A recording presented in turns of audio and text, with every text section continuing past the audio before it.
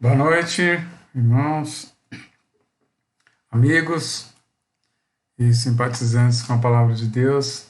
Eu quero aqui iniciar a nossa segunda aula, que estou falando sobre o sermão escatológico de Jesus, que está em Marcos 13, tá? Voltando a dizer para vocês que uso Lucas 21 e Mateus 24, que fala do mesmo sermão, e o sermão escatológico de Jesus, onde ele nos explica e nos adverte sobre as últimas coisas. Nessa aula de hoje, eu quero dizer a vocês que a gente vai continuar de Marcos capítulo 5 ao 13, ok? Vamos à leitura, então? Por gentileza, pega a Bíblia de vocês, para a gente acompanhar o estudo. Marcos capítulo 13, versículos 5 a 13. Ok, vamos lá. Então Jesus passou a dizer-lhes: vede que ninguém vos engane. Muitos virão em meu nome, dizendo: eu sou, e enganarão a muitos. Quando, porém, ouvirdes falar de guerras, de rumores de guerra, não vos assustei, é necessário que assim aconteça. Mas ainda não é o fim. Porque se levantará nação contra nação, reino contra reino. Haverá terremotos em vários lugares, e também fomes. Essas coisas são o princípio das dores. Estai-vos de sobreaviso, porque vos entregarão aos tribunais e às sinagogas. Sereis açoitados, e vos farão compadecer a presença de governadores e reis, por minha causa, para lhes servir de testemunho. Mas é necessário que primeiro o Evangelho seja pregado a toda a nação.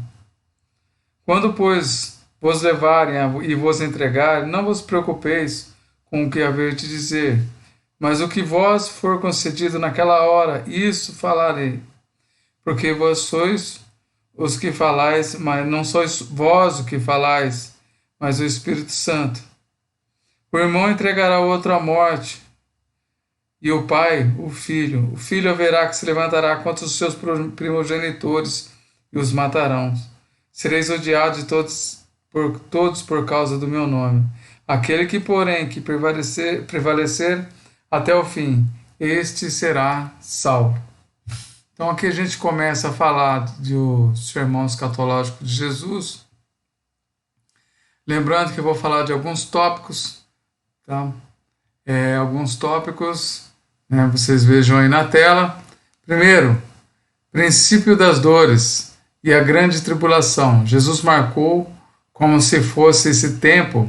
Na verdade, esse tempo é o tempo que depois do seu sacrifício na cruz, tá, ia iniciar esse tempo.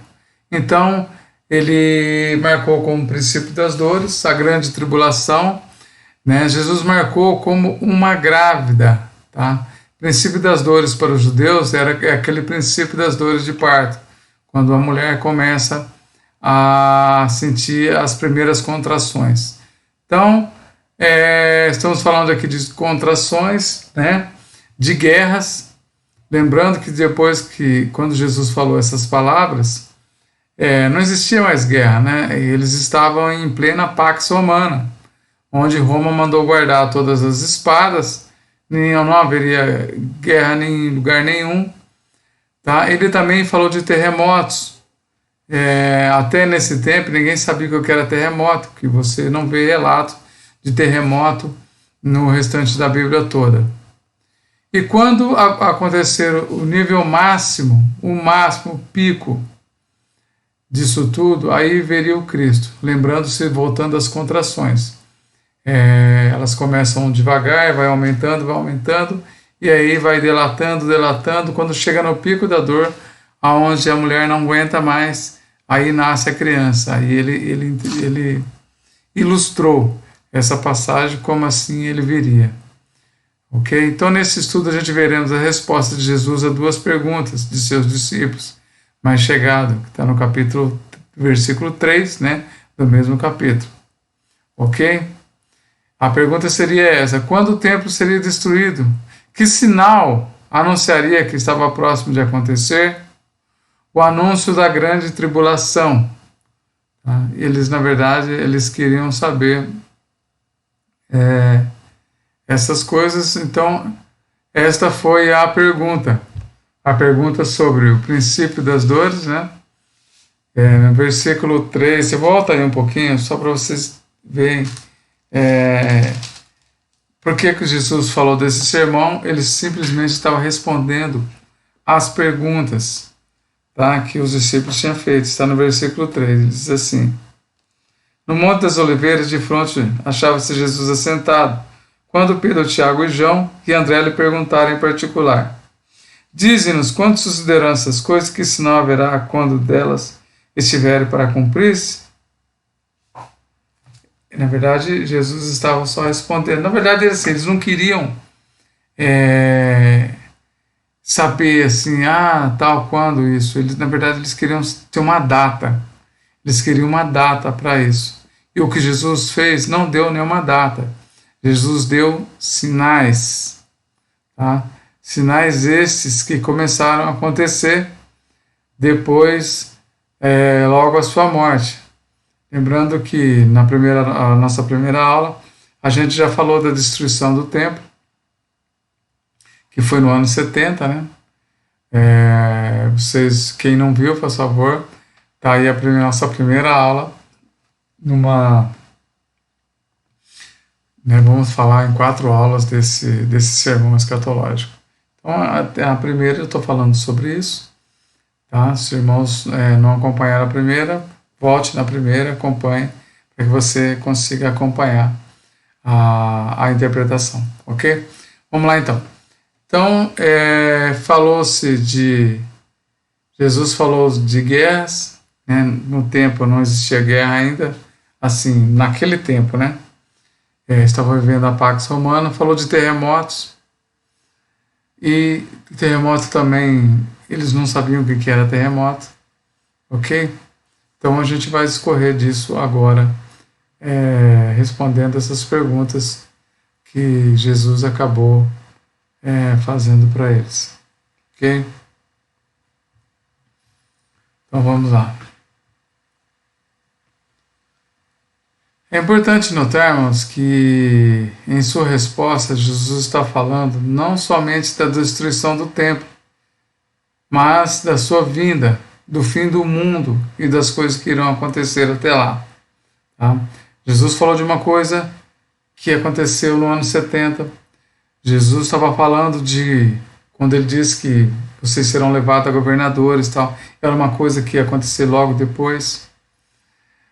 Só que Jesus também estava falando do final do mundo, de coisas contemporâneas, de coisas que iam acontecer, e de coisas bem futuras, que passamos hoje já de 2000 e poucos anos, e ainda e a gente ainda está num mundo em contração, num mundo em dores de parto. Amém? Vamos lá, esses assuntos estão misturados no mesmo sermão e não é sempre fácil separá-los. Vejamos então, primeiro, os sinais que Jesus dá a seus discípulos a respeito da destruição do templo e do final do mundo. Por isso, tem várias interpretações, pela dificuldade da separação que tem, às vezes varia de opinião para opinião, né? Por não ser, às vezes, tão clara. Então, às vezes, alguns teólogos aí, eles divergem as suas opiniões. Mas lembramos que os sinais sempre os mesmos e não tem como alterar os sinais. Ok? Vamos lá, continuando. Princípio das dores, né? Sinais do fim. Ele falou de guerras, terremotos, para nos dar certeza da sua vinda, mas não um calendário, não uma data. Ele deu sinais para que a gente acompanhe os sinais. Só, irmãos, que para acompanhar os sinais, você tem que conhecer a Bíblia.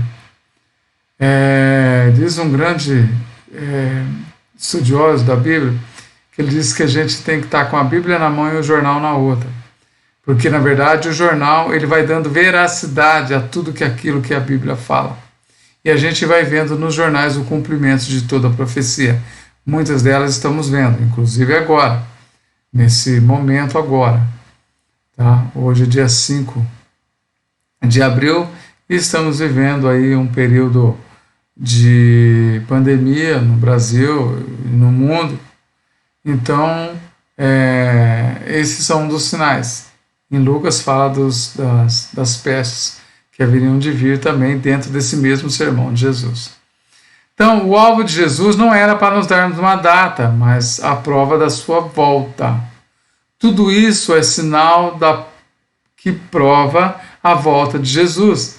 Tá? E ele diz, vou profetizar a volta e vou dar os sinais, mas não a data. Mas não a data. E é uma coisa importantíssima, e Deus sempre nos coloca de sobreaviso, manda a gente orar sem cessar, manda a gente vigiar em todo o tempo, para que a gente sempre esteja esperando. É como nesse mesmo sermão, no final também ele falou aí de um lavrador que saiu para viajar e arrendou as suas terras. A gente vai falar isso, eu acho que na nossa última aula. Muito bem colocado. Mas, voltando aqui, ele dá alerta de todas as coisas que irão acontecer, mas diz assim, ainda não é o fim.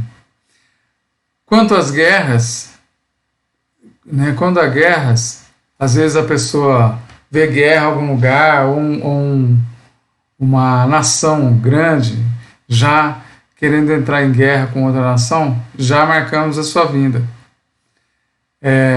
As pessoas já começam, não, é o fim do mundo, é o fim do mundo. Alguém vai jogar uma bomba mega ultra nuclear e vai acabar com tudo, né? E outra coisa, quando será a destruição do templo? Né? Quando será o fim do mundo e a sua volta?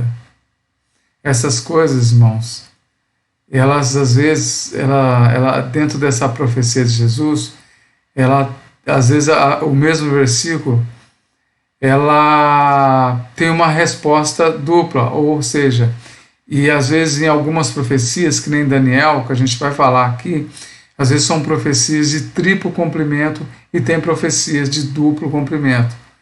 Tá? Umas que já aconteceu e outras que irão acontecer. Então a gente vai continuar falando disso também aqui nesse nosso estudo. Outra coisa, no versículo 5 e 6, ele fala surgimento de falsos profetas, que seriam muitos, viriam em nome de Jesus dizendo ser o Messias, enganariam a muitos. É a mensagem, né, de Jesus nesse sentido. Isso não demorou muito, irmãos. Desculpa. A gente vê no livro de Colossenses já os apóstolos combatendo os falsos profetas que surgiam no meio do povo, falando de coisas que estavam vendo, que estavam sendo reveladas por eles. Já veio muito no livro também de Gálatas.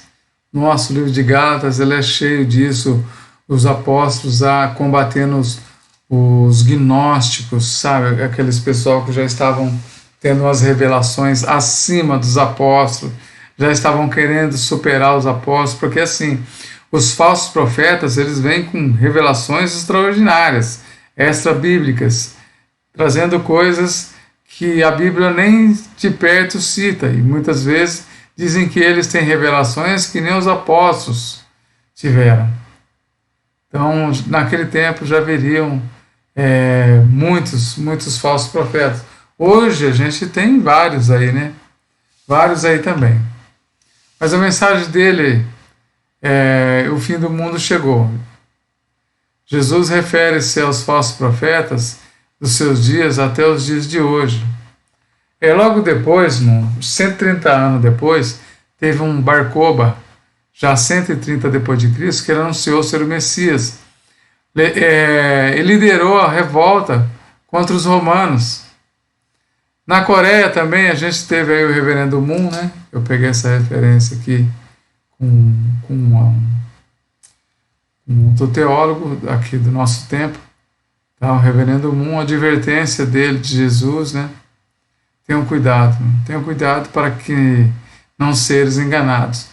E para que você não seja enganado, você tem que ter conhecimento bíblico, instrução bíblica. Tenho certeza que vocês, nas suas igrejas, todos vocês que estão tendo a oportunidade de ver esse estudo, na igreja de vocês tem ensino, na igreja de vocês tem escola bíblica, vocês têm que procurar aprender, para que ninguém vos engane, vocês têm que ter conhecimento bíblico, tá? Porque é a Bíblia que revela para a gente as coisas. Quando a Bíblia fala maldito o homem que confia no outro, ele não está falando de comprar e vender negócios e rolo e trocas, essas coisas. Ele está falando da tua palavra. Tá? Maldito o homem que confia no outro. Então, seja você um bereano que pesquisa a palavra para saber se o que estão falando é verídico. Os bereanos são um povo de Bereia, onde os apóstolos chegaram para pregar a palavra. Sabe o que eles fizeram, irmão? Foram aprender para saber se aquilo que os apóstolos estavam falando, se era verdade. E vocês também têm que ter essa índole, bereanos, para que vocês procuram conhecer a verdade, tá? Procuram conhecer a verdade. Vamos lá. Observação. Quando Jesus disse essa palavra, essa resposta para os seus discípulos, lembrando bem, irmão, que ele estava sentado no Monte das Oliveiras, fugindo dos judeus, com os 12 discípulos. O que Jesus fazia naquele tempo? Durante o dia, irmão, ele estava nas sinagogas, estava em outros lugares, pregando, ensinando, instruindo o povo. À noite, ele se retirava para o Monte das Oliveiras, fugindo daqueles judeus, os fariseus, escribas, que estavam perseguindo ele. Tá? E outra coisa, ele estava ali com os seus 12 discípulos. Desses 12, irmão, um iria traí-lo, o outro iria negá-lo e 10 iriam fugir. Agora você imagina uma pessoa naquele tempo falando todas essas profecias, que viriam pessoas no seu nome, dizendo que iam ser ele, com 12 pessoas sem expressão nenhuma, que os apóstolos eles não tinham importância nenhuma, né? Não eram pessoas grandes, expressivas da sociedade na época, falando para essas pessoas. Se fosse hoje, irmão, alguém ia rir, ia dizer assim, quem que é esse cara? Está falando que vai vir pessoas em seu nome, quem está pensando que ele é? Olha aí os seus companheiros, quem são? Pessoas sem expressão nenhuma, né? Pessoas sem importância. Não é verdade, irmão?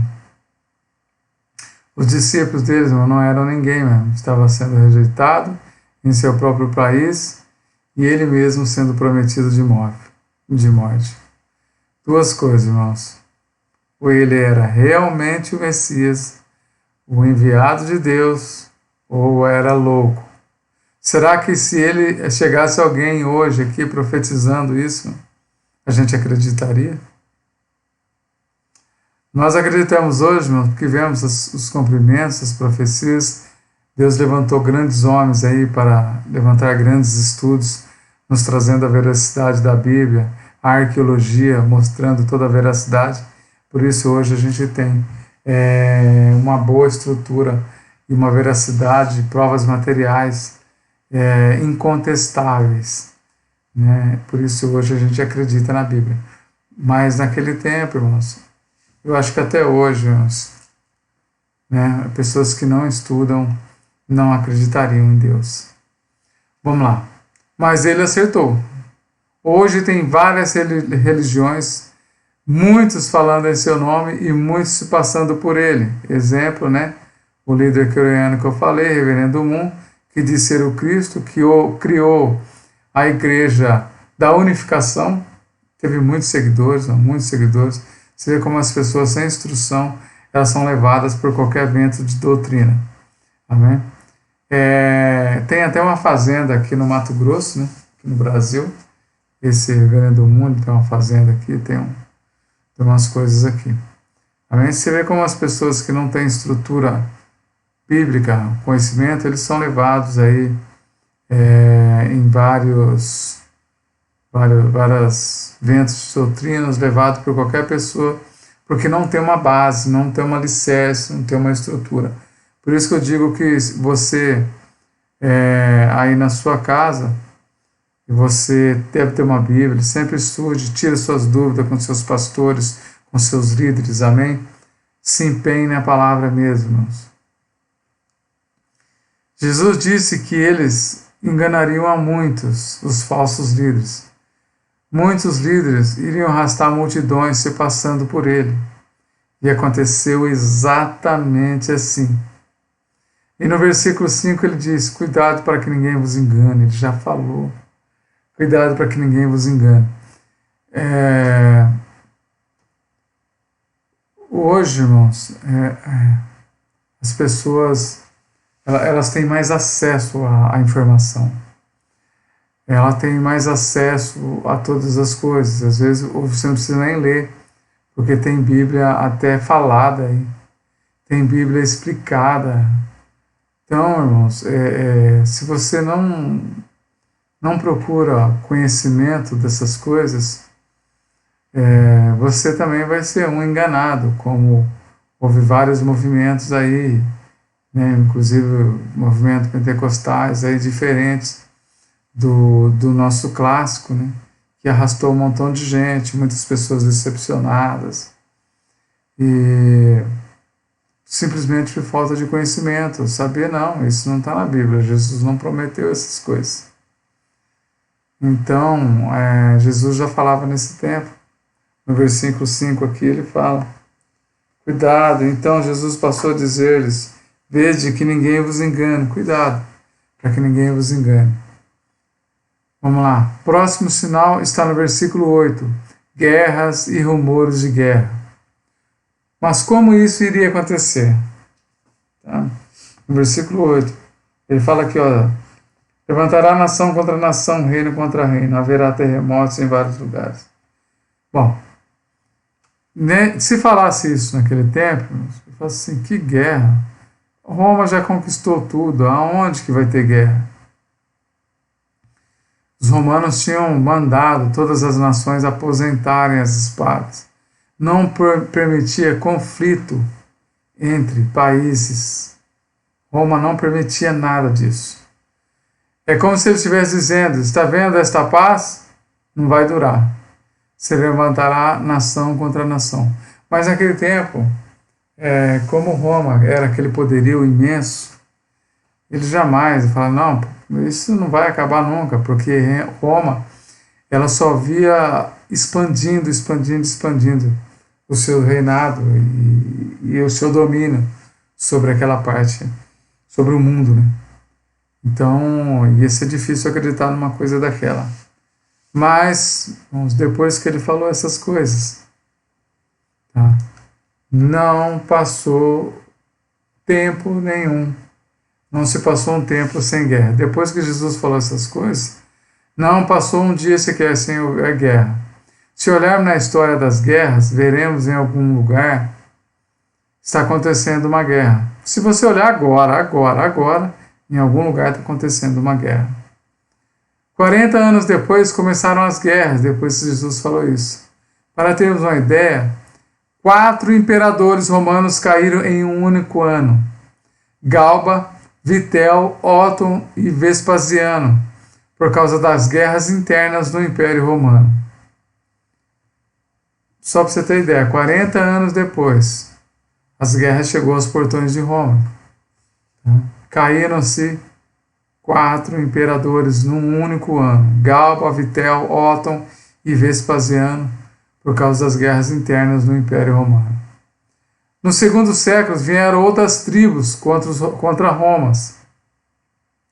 Os hunos, os bárbaros, germânicos, astrogodos e godos, que vieram de todos os lados e derrubaram o Império Romano no quarto século. Aí a gente vê a veracidade da profecia de Jesus, e os que nos confortam, às vezes. Às vezes as coisas ruins vão acontecendo. Às vezes é motivo de tristeza. Sim, tristeza. Mas por outro lado, alegria. Porque você vê a veracidade da Bíblia. Você consegue ver que a Bíblia, ela é verdade. A profecia de Jesus, ela veio se cumprindo nesses anos todos, nesse tempo em que o mundo está em agonia. O mundo está em trabalho de parto, em contrações. O mundo está se contorcendo. Amém? Então, só para que vocês tenham uma ideia aqui, logo no segundo século vieram as outras tribos contra Roma, e já estava enfraquecida por conta das suas guerras civis, suas guerras internas. Vieram os hunos, os bárbaros, os germânicos, astrogodos, ugodos, que vieram de todos os lados. Derrubaram o Império Romano. No quarto século caiu Roma. Aquele império que alguém, se falasse aquilo na época, se alguém ouvisse Jesus falando uma profecia dessa, rachava de rir, porque eles não imaginavam que uma coisa poderia acontecer. Nos últimos 300 anos, houve 300 guerras na Europa, sem falar do genocídio na África e em outros países. Mas ele disse, ainda não é o fim. Nos últimos 300 anos, houve 300 guerras na Europa, sem falar dos genocídios na África e em outros países. Mas ele disse, ainda não é o fim, é um mundo em contração. O que ele diz, o mundo não será destruído por guerras, nem pelo homem. O mundo será destruído por Deus, como Sodoma e Gomorra. Tá? Então, eu lembro que, quando eu era até mais novo, ouvia-se uma guerra, eu via pessoas dizendo que estavam se inventando bombas isso, bomba aquilo outro, que alguém ainda ia soltar uma bomba e ia acabar com o mundo. O mundo foi construído por Deus. Gênesis 1, o Bereshit, o início, foi construído por Deus. Só Deus destrói o mundo, assim como Sodoma. Só Deus. Tá? No dilúvio, o mundo terminou por uma ação divina. E mesmo o dilúvio, irmão, há provas materiais. Tá? Há provas materiais que o dilúvio foi verdade. Tá? Por mais cruel que o homem seja, ou com tanta tecnologia, não destruirá o mundo. Não destruirá o mundo. O mundo será destruído por Deus. Deus está no controle de tudo. A má notícia é esta: não vai parar. O mundo vai continuar em contração. Já se inventaram Unesco, ONU, não adianta. Não adianta. Tá? O mundo, Jesus assim o profetizou, e assim será. Não vai parar, faz parte de uma agonia, das contorções de um mundo que rejeitou a Cristo, rejeitou a Deus, virou as costas para Deus, e Ele quer que o mundo veja isso. Esse é o preço. Mas, irmãos, ainda não é o fim. Ainda não é o fim. É isso que Jesus fala no seu sermão. No final do versículo 8, ele fala de calamidade na natureza. Lucas acrescenta as pestes e maremotos que dizimam muitas pessoas. Então, no versículo 8, ele fala das calamidades da natureza, lembrando que no Lucas 21, ele acrescenta as pestes e maremotos que dizimam muitas pessoas. E isso aconteceu? Algum de vocês viram isso acontecer? Leram isso? Sim, claro que sim, não tem como negar. Não tem como negar. Lembrando, irmãos, que até então ninguém sabia o que era isso. As pestes, sim. Já havia muitas pestes. E às vezes Deus mandava pestes no meio do povo para trazer um povo a arrependimento. Talvez seja uma agora. Tá? Talvez seja uma agora. Tá? Tentando trazer o povo a arrependimento. Não só o povo gentios que existia naquela época, né? Os gentios e os judeus, mas todos. Às vezes os próprios que acreditam em Deus, e eles também às vezes precisam voltar-se para Deus. Às vezes eles precisam se arrepender novamente, não? E mudar de rumo, ter uma metanoia, uma mudança de direção, uma mudança de vida, uma mudança de pensamento, uma mudança de mente. Amém? Amém? Continuaremos aqui então o nosso estudo. Pouco tempo depois, uma fome assolou a Palestina. 40 anos depois, o vulcão Vesúvio acordou depois de muito tempo adormecido e destruiu a cidade de Pompeia e Herculano. Isso está na história. Não? Isso, não estou aqui contando um caos, não. Isso está na história. 40 anos depois, houve uma grande fome na Palestina. O vulcão Vesúvio acordou, depois de muito tempo adormecido, destruiu a cidade de Pompeia e Herculano. E tem até um filme, eu acho, o filme é Pompeia, né? Que relata essa história aí. Não sei se a história, o filme acompanha a história verdadeira, porque não sei se alguém escreveu isso na época, mas isso está na história, isso vocês veem com veracidade histórica. E, tá bom? Vamos lá. Terremoto em todos os lugares. Irmãos, depois que Jesus falou isso, não ficou um dia sequer sem ter um terremoto. Pode olhar no jornal, todo dia tem terremoto em algum lugar. Sempre em algum lugar tem terremoto. Está acontecendo um terremoto em algum lugar. Em algum lugar. E às vezes em 2 lugares ao mesmo tempo. Depois de ter dito isso, não passou um tempo sem que acontecesse essas coisas por conta do pecado da raça humana. Depois de Jesus ter dito isso, não passou muito tempo sem acontecer essas coisas. Isso tudo por conta do pecado. Depois de Deus ter dito a Adão, maldita é a terra por causa de ti. Então a terra, irmãos, infelizmente, não sou eu que estou dizendo, mas a terra é amaldiçoada por conta do pecado de Adão e pelo pecado que assolou e devastou e continua até hoje. Isso é uma boa para você que talvez não tenha um vínculo com Deus, talvez não tenha uma aliança com Deus, e às vezes está vendo esse estudo só para que você, por uma questão de curiosidade, lembre-se disso. Tá? Tudo isso está acontecendo por conta do pecado no mundo. O pecado tem consequência no mundo. O pecado tem consequência na terra. O pecado mexe com o cosmos. Amém? Vamos lá. Porém, é o princípio das dores, como eu já disse. Imagine o que vem. Imagine o que vem. E o mundo não vai acabar com essas coisas. O mundo não vai acabar por um terremoto, nem por um maremoto, nem por guerras, nem por pestes. Não vai haver uma peste aqui que vai acabar com o mundo. Tá? Vamos lá. No versículo 9, ele fala, fiquem atentos.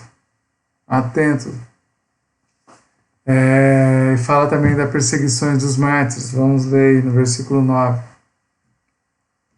Lê do versículo 9 ao versículo 12 aqui, irmãos. Diz assim: estai-vos de sobreaviso, porque vos entregarão aos tribunais e sinagogas. Sereis açoitados e vos farão compadecer à presença de governadores e reis por minha causa, para lhes servir de testemunho. Testemunho daqueles que estavam pregando e falando.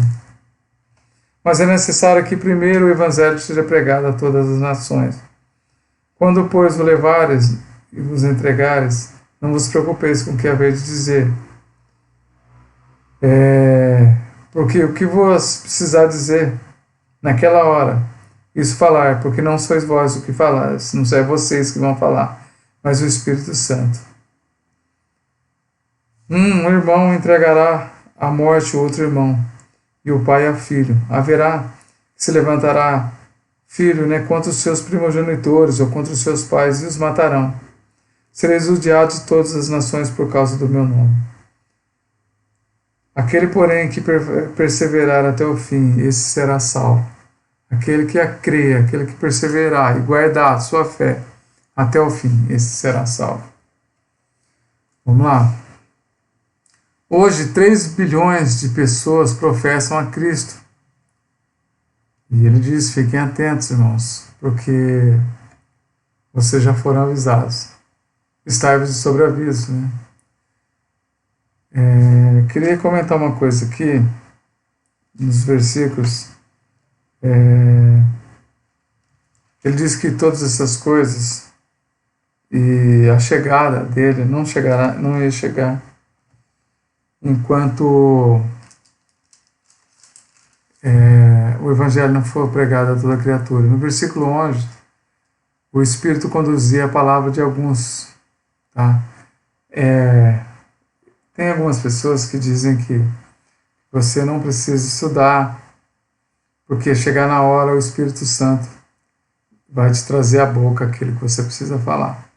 Lembrando, irmãos, que aqui, quando Jesus falou isso aqui, ele estava falando que as pessoas, os apóstolos ou os outros discípulos, que não eram só os apóstolos, tinha vários, eles seriam levados diante das autoridades. E quando chegasse lá, o Espírito Santo os fazia lembrar das palavras de Jesus. É isso que a palavra está dizendo aqui. Tá? Não que você não deve estudar, porque o Senhor vai revelar para você alguma coisa. O Espírito Santo te faz lembrar. Tá? E às vezes, naquele tempo, lembrando, eles não tinham o Novo Testamento em mãos ainda, não existia a Bíblia. Então o Espírito Santo fazia as pessoas lembrar aquilo que havia falado. Uma grande prova disso foi Estevão, o sermão de Estevão lá, que ele falou, ele começou a falar lá de Gênesis, é tremendo. A gente vê o conhecimento que aquele diácono tinha da palavra de Deus e trouxe até Jesus, falando de Jesus. Tá? Foi uma coisa maravilhosa. Se tiver a oportunidade de estudar, estude isso, ok? O texto aqui fala de momentos de perseguições. O Espírito, irmão, não ajuda preguiçoso. Tem que estudar. Tem que estudar. Tá? Temos grandes declarações, irmãos. Isso está no livro dos Mártires, que vai até o período da patrística, sobre as perseguições romanas sobre eles. Entre esses livros, tem uns livros muito bons, chamado Livro de Fox, né? Livro dos Mártires, que traz grandes testemunhos. Eu deveria ter deixado ele aqui em mão, né? Eu tenho ele aqui na minha biblioteca, mas não vou procurar aqui para não perder tempo. Mas eu tenho ele aqui. A mãe deveria ter deixado aqui, o Livro dos Mártires. Traz grandes testemunhos de grandes mártires. Hoje, graças a Deus, não temos essa perseguição que foi naquele tempo, graças a Deus. Mas, irmãos, a gente tem que estar com a palavra na ponta da língua para salvar vidas. O conhecimento salva vidas. O conhecimento bíblico, não. Salva a vida, salva pessoas de muitas situações, às vezes. Basta você ter a palavra de Deus na sua boca. Amém? Vamos lá. No versículo 10, o Evangelho será pregado a todas as nações. Todos os que se arrependerem serão perdoados. Tá?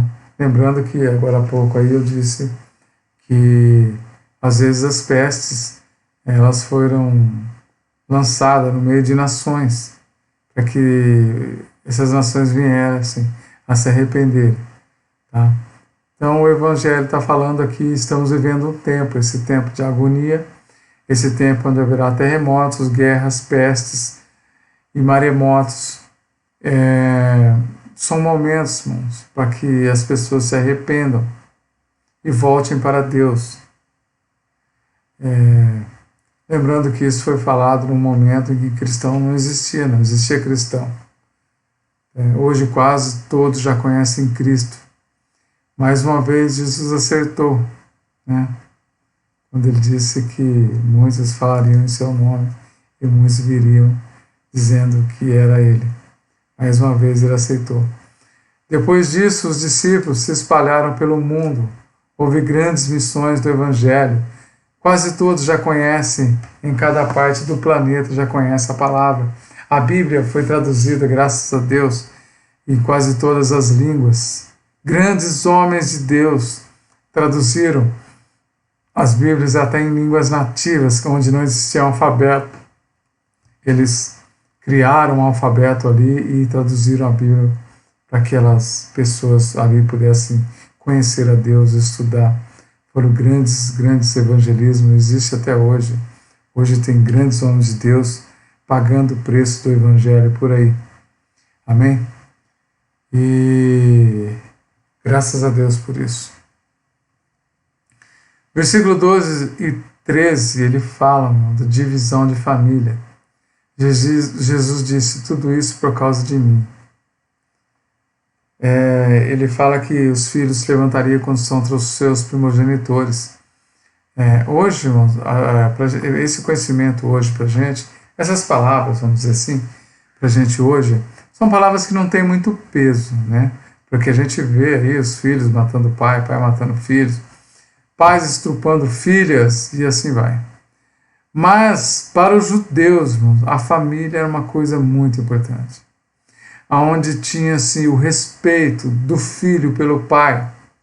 Para que você tenha ideia, dentro da comunidade judaica do Velho Testamento, um filho, se ele não obedecesse os pais, fosse muito desobediente aos pais, ele era levado até os rabinos, e se ele não mudasse, ele era apedrejado. Só para você ter ideia do que era respeitar os pais e que era honrar os pais para eles. Então, a divisão familiar para eles era uma coisa que não existia. Então, quando Jesus falou isso, eles ficaram assim, mas como é isso? Nossa, isso vai ser o fim do mundo mesmo. E para a gente hoje são coisas normais. Para eles, você fala, nossa, eu até imagino assim os discípulos falando, será? Será que isso vai acontecer mesmo? Porque, nossa, se alguém se levantar contra o pai, é o fim do mundo. E realmente, nós estamos nesse final. Em épocas de perseguições, pessoas trairão e entregarão familiares que professarem Cristo. Uma das épocas assim da perseguição foi mais intensa, irmãos, foi na época de Nero e Domiciano, os dois imperadores. As pessoas elas ganhavam até. Por exemplo, se eu soubesse que meu vizinho ali era cristão, era só eu entregar ele para os romanos que eu receberia um dinheiro por conta disso. Né? Você vê o tamanho da perseguição que aconteceu depois. Por isso que até família entregava outra família.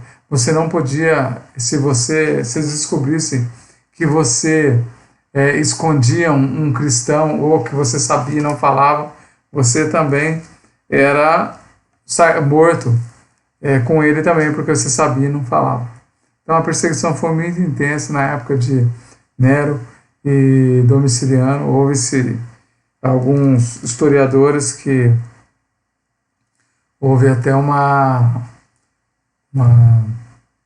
pensamento que até o cristianismo ia se extinguir por conta do tamanho foi a perseguição.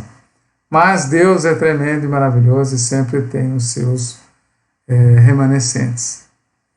E é o que tem ocorrido na história. E acontece até hoje, e a gente vai ver coisas piores ainda. Né? Para eles, aquele tempo já era escândalo. Para a gente, hoje a gente vê isso nos jornais e generalizado. Né? No versículo 13, ele fala ódio generalizado contra o cristão. Trará perseguições e morte. A advertência de Jesus é essa. Perseverem até o fim, sem desviar da fé. Perseverem até o fim, irmãos, sem desviar da fé. Lembre-se que Jesus está cuidando de nós. E os que fizeram isso serão os verdadeiros salvos. Mas muitos estão na igreja por quê? Infelizmente.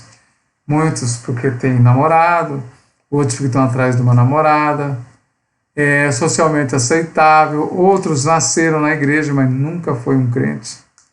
nasceu na igreja, mas nunca foi um crente, nunca se converteu de verdade. E até, irmãos, tem muitos estudiosos que acham que a igreja brasileira precisa de uma perseguição para ela realmente dar valor às coisas de Deus. Nesse tempo, as pessoas que eram crentes mesmo, de verdade. E hoje, como eu acabei de dizer, né, é socialmente aceitável, houve-se uma modinha, né, de ser crente há uns anos atrás, mas o Senhor passa sempre a peneira de Deus sempre passa, e quando ela passar, ela vai, só o que vai ficar são aqueles que não temem a Deus mesmo. Exemplo de uma perseguição, só para que a gente tenha um exemplo disso, uma perseguição, é como um vento forte que bate numa árvore. E os frutos podres caem, mas os que perseveram até o fim ficam na árvore. Né? Estão ali firmes, grudados, só os frutos podres aqui caem quando passa a ventania. E o que podemos aprender com isso, irmão? O que podemos aprender com tudo isso? Com esses versículos que a gente leu. Esse período, antes do fim, é chamado de Jesus o princípio das dores. Lembrando que é como as dores de parto. As coisas acontecidas são apenas os estertores de um mundo que se aproxima para o final. Todas essas coisas que eu acabei de falar aqui, mas são coisas que são de conhecimento de todos. Os são de conhecimento de todos. Mas Jesus fala o quê? Ainda não é o fim.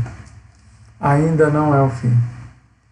É um período de perseguição para a igreja, mas também de salvação e de evangelização. Como evitar que seus discípulos não sejam enganados por falsos mestres que virão anunciando o final do mundo? E novamente ele diz, ainda não é o fim. Muita gente aí já profetizou o final do mundo, né? Teve várias pessoas aí.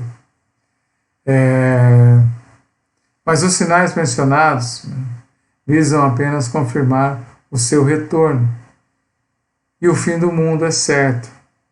E não devemos marcar uma data. Não devemos marcar a data. Mas vigiai e orai sem cessar. Tá? Vigiar e orar sem cessar. Tá? Os sinais é apenas para confirmar a veracidade, como eu disse. O fim do mundo é certo. Pontos a ponderar. Ele responde a duas perguntas, irmãos. Quais são os sinais e quando vão acontecer? Essas foram a resposta de Jesus àquelas duas perguntas. Tá? Bom, nossa aula de hoje é essa. Lembrando que a nossa próxima aula a gente vai falar do versículo 14, lembrando que nós estamos trabalhando aqui em Marcos 13. Vamos falar do versículo 14 ao 23. Ok? Essa é a nossa próxima aula. Fique com Deus, Deus abençoe a todos. Tá? E que o Senhor continue a falar conosco através da sua palavra. E que o Senhor abençoe a todos vocês. E até a próxima aula, se assim Deus permitir. Amém?